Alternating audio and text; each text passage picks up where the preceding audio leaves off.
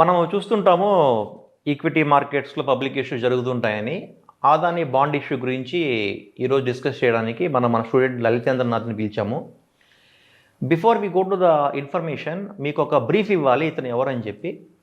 ఇతను ప్లానెట్ ఫైనాన్స్లో youngest student, one of the youngest student. అతను ఇప్పుడు 7th క్లాస్ కంప్లీట్ అయ్యి 8th క్లాస్లో ఉన్నారు. 7th క్లాస్ టైంలోనే NISA మాడ్యూల్స్ 8 ఎగ్జామ్స్ పాస్ అయ్యారు. ఏమేమి ఎగ్జామ్స్ అంటే అవి: mutual funds advisory module, mutual funds distributors module, currency derivatives, equity derivatives, security operations and risk management, and most important merchant banking, security market foundation.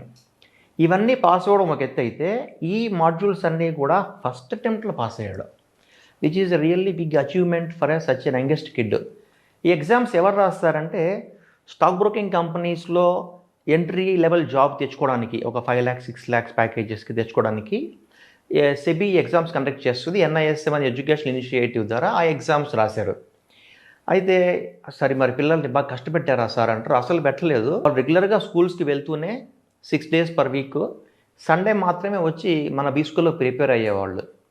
Purpose ఏంటంటే, మనకి ఒకటి గుర్తుపెట్టుకోండి ఈ viewers అందరూ కూడా, మనకి సిలబస్లో 100 pages ఉంటే kids are capable to learn 500 pages. మనము ఆ 100 pagesకే వాళ్ళని స్ట్రెస్ చేస్తున్నామేమో అనుకుంటాం, కానీ వాళ్ళకి ఇంట్రెస్ట్ క్రియేట్ చేసామంటే వాళ్ళు 100 నుంచి 500, 1000 pages చదవగల కెపాసిటీ ఉంది. ఇది తెలుసుకొని కొంతమంది అడ్వాన్స్డ్ చదువుతారు, కొంతమంది కాలేజీ సిలబస్, స్కూల్ సిలబస్ చదువుకొని హ్యాపీగా ఫీల్ అవుతారు. అలా ఉండకుండా కిడ్స్లో ఎక్కువ ఇంట్రెస్ట్ క్రియేట్ చేసి ఎక్కువ స్కిల్ ఇంప్రూవ్ చేయడం అనే ఆబ్జెక్టివ్తో నేను మా అబ్బాయి దగ్గర, ఇప్పుడు వచ్చిన ఇద్దరు కూడా మా అల్లుళ్ళు అనమాట, మా అక్క పిల్లలు, వీళ్ళ దగ్గర సెబీ ఎగ్జామ్స్ రాయించడం మొదలెట్టిన తర్వాత నాకు అర్థమైంది ఏంటంటే, ఒక ఈక్విటీ డెరివేటివ్స్ పాస్ అవ్వాలంటే కరెక్ట్గా 15 days to 20 days ప్రిపరేషన్ చాలు. 3rd class కిడ్కి అయినా కూడా, మా అబ్బాయి 3rd class కంప్లీట్ అవ్వగానే పాస్ అయ్యాడు. సో ఈ పర్పస్లో చేస్తున్నాను. అయితే నిన్న మా అల్లుడు మా ఇంటికి వస్తే, మామ ఆదాని పబ్లిక్ ఇష్యూ గురించి నీ ఒపీనియన్ ఏంది మామ అన్నాడు. నేను షాక్ అయ్యి, నా ఒపీనియన్ అడగడం ఏంటి, నీకే నాలెడ్జ్ ఉంది కదా, నువ్వే రీసెర్చ్ చేయని చెప్పాను. ఒక 3 hours కూర్చొని రీసెర్చ్ చేసి, ప్రాస్పెక్టస్ ఓపెన్ చేసి, కంపెనీ మేనేజ్మెంట్ ఇంటర్వ్యూస్ చూసి, అనలిస్ట్ మీట్స్ చూసి, he bought the information. Then I thought we can make a video on it. Lalit is not a registered analyst. This is not any recommendation to buy or sell any debentures. This is only for the knowledge purpose. So before we go to the video about Adani issue, మనం అడుగుదాము. జనరల్గా మనం ఏదైనా public issues చూస్తుంటే equities చూస్తుంటాం. మరి debentures issue ఎందుకు చేస్తున్నాయి కంపెనీస్? డిబెంచర్స్ అంటే బాండ్స్ అంటాము. ఎందుకు చేస్తున్నాయి? లలిత్ గారు చెప్పండి. యాక్చువల్గా కంపెనీస్ ఈక్విటీ ఇష్యూ చేసేటప్పుడు వాళ్ళ business shares, which is also called equity shares, ఇన్వెస్టర్స్కి ఇచ్చేస్తారు. So they themselves dilute their ownership. దానివల్ల కంపెనీస్ ఓన్లీ ఈక్విటీ షేర్సే ఇష్యూ చేయకుండా డిబెంచర్స్, షేర్స్, బాండ్స్ కూడా ఇష్యూ చేస్తున్నాయి. మనము జనరల్గా పబ్లిక్ ఇష్యూస్ అంటే ఈక్విటీస్ చూస్తుంటాం. Adani being such a big company, వాళ్ళు డిబెంచర్స్ ఇష్యూ ఎందుకు చేశారు? మీరు చెప్పింది నిజమే సార్. ఎప్పుడు కంపెనీస్ ఈక్విటీ షేర్స్ ఇష్యూయే చేస్తాయి, కానీ ఇక్కడ డిబెంచర్స్ ఇష్యూ ఎందుకు చేశాయంటే, ప్రతి కంపెనీ ఈ ఈక్విటీ ఇష్యూ చేసేటప్పుడు వాళ్ళ బిజినెస్ షేర్స్ లేకపోతే ఈక్విటీ షేర్స్ వాళ్ళ ఇన్వెస్టర్స్కి ఇచ్చేయాలి. So that they are themselves creating a problem like diluting their ownership. So debentures issue చేస్తే డైల్యూషన్ ఏమి ఉండదా? ఉండదు సార్. ఇప్పుడు ఈ బాండ్ ఇష్యూ చేస్తున్నారు. ఇండియాలో కార్పొరేట్ బాండ్స్ని డిబెంచర్స్ అంటారు, యూఎస్లో కార్పొరేట్ బాండ్స్ అంటారు. ఈ బాండ్ ఇష్యూ చేస్తున్నది కంపెనీ, ఈ అమౌంట్ని ఏం చేయబోతున్నారు? ఇది అమౌంట్ వచ్చింది మొత్తం ఉంటుంది కదా, లైక్ 800 crores వీళ్ళు ఇష్యూ అయితే చేశారు. ఈ 800 crores-లో 75% ఆఫ్ ది ఫండ్స్ ఈ రిమైనింగ్ లెఫ్ట్ ఓవర్ డెట్ కోసం వాడతారు. ఇంకా రిమైనింగ్ 25% మనీని మొత్తం వీళ్ళు జనరల్ బిజినెస్ పర్పసెస్కి వాడతారు sir. So issue size 800 crores అంటారా మరి? ఎస్. బట్ మేము చూసింది అయితే 400 crores అనేది చూసాను ఎక్కడో. ఎస్, అలా అని ఏం లేదు సార్. 400 crores అంటే base issue size. We can extend it. ఇది ఆదాని ఎంటర్ప్రైజ్ లిమిటెడ్ అనేది బిగ్ కంపెనీ కాబట్టి అది ఎంతవరకైనా ఎక్స్టెండ్ చేయొచ్చు. ఫస్ట్ అయితే వాళ్ళు 400 క్రోర్స్ని ఇష్యూ చేశారు as a base issue size. So issue size 800 crores అంటారా? ఇక్కడ బేస్ ఇష్యూ సైజు 400 క్రోర్సే, కానీ ఒకవేళ interest of investors is high then they can extend to 800 crores. మరి అదానికి వచ్చిందా 800 crores వచ్చిందా 400 crores వచ్చిందా? వాళ్ళు అడిషనల్గా మళ్ళీ 400 క్రోర్స్ని ఇష్యూ చేశారు. సో 800 crores వాళ్ళు ఇష్యూ చేసింది. ఇష్యూ డేట్స్ ఎప్పుడు జరిగాయి? సెప్టెంబర్ 4th నుంచి 17th వరకు సార్. సో ఇష్యూ అయితే ఇంకా ఉంది, ఓపెన్ అయ్యి ఉంది? లేదు, సెప్టెంబర్ 6th నాడే క్లోజ్ అయిపోయింది. ఆల్రెడీ ఫుల్ అలాట్మెంట్స్ అయిపోయాయి కాబట్టి వాళ్ళు క్లోజ్ చేస్తారు ఇష్యూని. అచ్చా, ఇది ఈక్విటీ షేర్స్ లాగా క్లోజింగ్ డేట్ దాకా వెయిట్ చేయరు, ముందే క్లోజ్ చేసేసేయచ్చా? ఎందుకు అలాగా? ఇది ఈక్విటీ షేర్స్ కాదు కాబట్టి, ఇది డెట్ కాబట్టి వీళ్ళు ఎంతైనా లైక్ ఒకవేళ ఫుల్ అలాట్మెంట్ అయిపోతే వీళ్ళు క్లోజ్ చేసేయచ్చు. This is the main difference between the issuing debt shares and equity shares, debt debentures. అంటే ఇప్పుడు 800 crores ఫస్ట్ ఎవరైతే వచ్చేస్తారో వాళ్ళకి అలాట్ చేసేస్తారు and door will be closed. So September 17th issue close అవ్వాలనుకున్నారు కదా, మరి సెప్టెంబర్ 6th ఎలా క్లోజ్ అయిపోయింది? అలా క్లోజ్ అవ్వచ్చు సార్. యాక్చువల్లీ డిబెంచర్స్కి ఇంకా ఈక్విటీస్కి ఉన్న మెయిన్ డిఫరెన్స్ ఇది. ఈక్విటీస్లో అయితే మొత్తం ఇష్యూ క్లోజ్ అయ్యే వరకు పెడతారు, కానీ ఈ డిబెంచర్స్లోకి వచ్చేసే వరకు వీళ్ళు ఎప్పుడైతే ఫుల్ అలాట్మెంట్ అయిపోయిందో వీళ్ళు క్లోజ్ చేసేస్తారు ఇష్యూని. ఇక్కడ ఈక్విటీలో ప్రోరేటా అలాట్మెంట్ అనేది అవుతుంది, ఇంకా డెట్లో first come first basis allotment అనేది అవుతుంది. ప్రోరేటా అలాట్మెంట్ అంటే ఏంటి? ఒకవేళ పబ్లిక్ ఎక్కువ అప్లై చేస్తే దెన్ లాటరీ సిస్టమ్ అనేది దాన్ని పిక్ చేస్తుంది దాని ప్రకారంగా. ఇదే ఫస్ట్ కమ్ ఫస్ట్ బేసిస్లో అదానీలో 800 crores సెప్టెంబర్ 6th నాడే అయిపోయింది. So first come first basis అంటే ఎప్పుడైతే ఫుల్ అలాట్మెంట్ అవుతుందో అప్పుడు ఇష్యూని క్లోజ్ చేసేస్తారు. కూపన్ రేట్ అంటే ఏంటి, దాని క్యాలిక్యులేషన్ ఎలా చేస్తారు?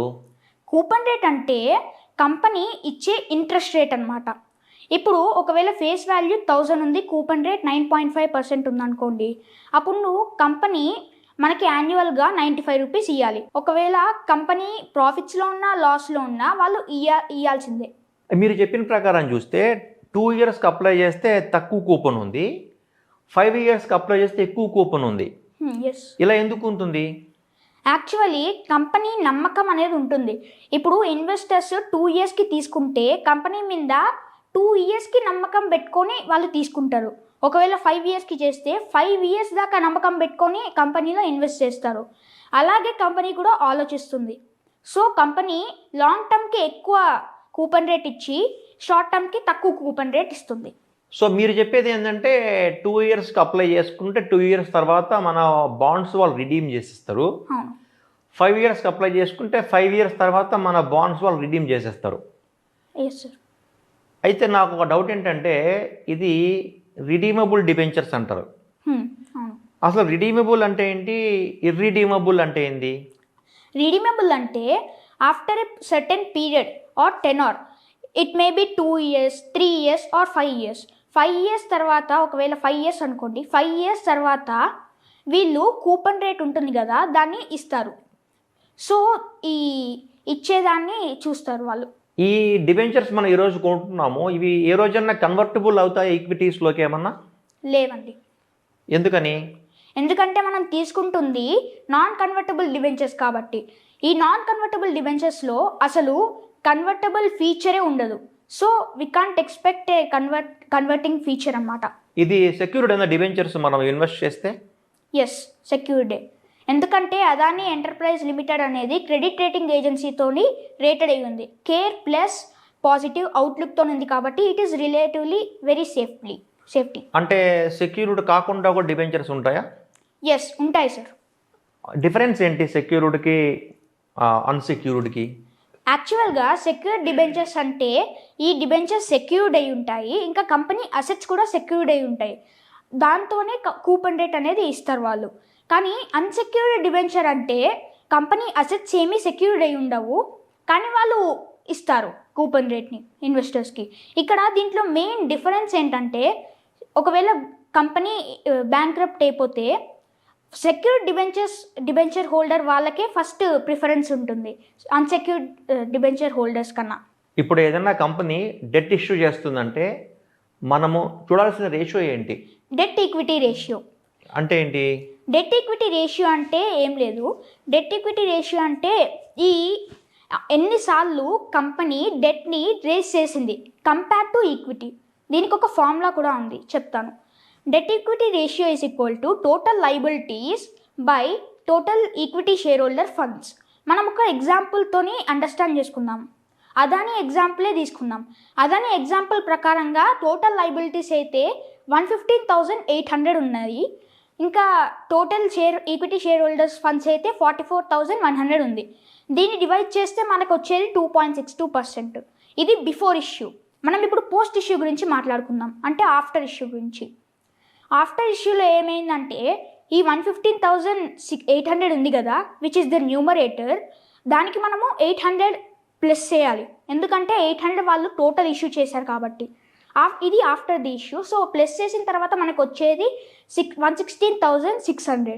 ఈ 116,600ని మళ్ళీ సేమ్ 44,100తో డివైడ్ చేస్తే మాత్రం మనకు వచ్చేది 2.64%. ఇక్కడ పర్సంటేజ్ ఎందుకు రేజ్ అవుతుంది అని మీరు అడగచ్చు, చెప్తాను.